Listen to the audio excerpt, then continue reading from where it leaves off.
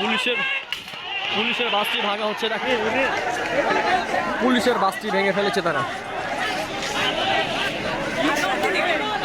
তারা কিন্তু ভেতরে ভেতরে প্রচন্ড রাগে ফেটে যাচ্ছে, কিন্তু কিছু করার নেই। যখন জনসমুদ্রে ঢুকে পড়েছে ছাত্রদের মাঝখানে, তখন কিছুই করার নেই, শুধু হাসি হেসেই তাদেরকে জায়গাটি ছেড়ে দিতে হবে।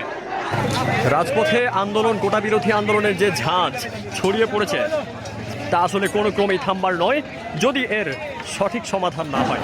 ছাত্ররা কি চায় আর সরকার সেটি মেনে নেয় কিনা, বা কী ধরনের সমাধান করলে সবাই ঠান্ডা হয়ে যাবে, বিষয়টা সমাধান হয়ে যাবে, আমরা দেখতে চাই। সব গাড়ি চলে গেছে, কিন্তু বাংলাদেশ পুলিশের বাসটি এই ফাঁকা রাস্তায় কেন এখনো অপেক্ষা করছে, সেটিকে কারণ হিসেবে বিবেচনা করেই সম্ভবত ছাত্ররা এগিয়ে এসেছে। ভেঙে ফেলেছে তারা।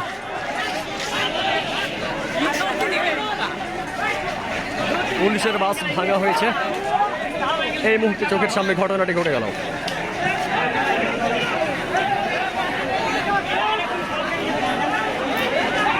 ছাত্রদের উত্তাপ ছড়িয়ে পড়েছে রাজপথে, ছাত্রদের উত্তাপ ছড়িয়ে পড়েছে রাজপথে।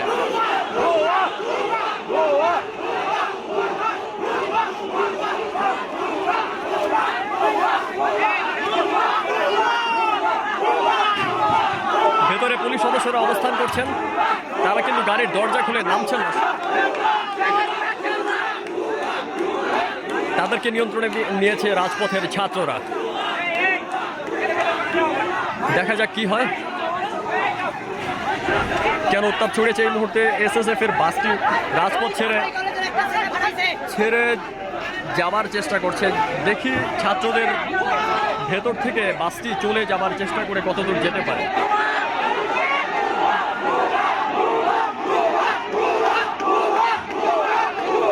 আন্দোলনের চাপে পড়ে তাদের মুখে, মানে আমি এসএসএফ সদস্যদের কথা বলছি, তাদের মুখে এখন ভেতর থেকে আমি ক্যামেরায় দেখতে পাচ্ছি এবং সরাসরি চোখেও দেখতে পাচ্ছি তাদের মুখে যে হাসি, এই হাসি সবসময় কিন্তু থাকে না সাধারণ মানুষের ক্ষেত্রে। এখন তারা চাপে পড়েছে বলে মুখে হাসি আনতে তারা বাধ্য হয়েছে। আমরা জানি, আমার মনে হচ্ছে, আমি যতদূর দেখে বুঝতে পারছি তাদের এক্সপ্রেশন কথা বলছে, তারা কিন্তু ভেতরে ভেতরে প্রচন্ড রাগে ফেটে যাচ্ছে, কিন্তু কিছু করার নেই। যখন জনসমুদ্রে ঢুকে পড়েছে ছাত্রদের মাঝখানে, তখন কিছুই করার নেই, শুধু হাসি হেসেই তাদেরকে জায়গাটি ছেড়ে দিতে হবে।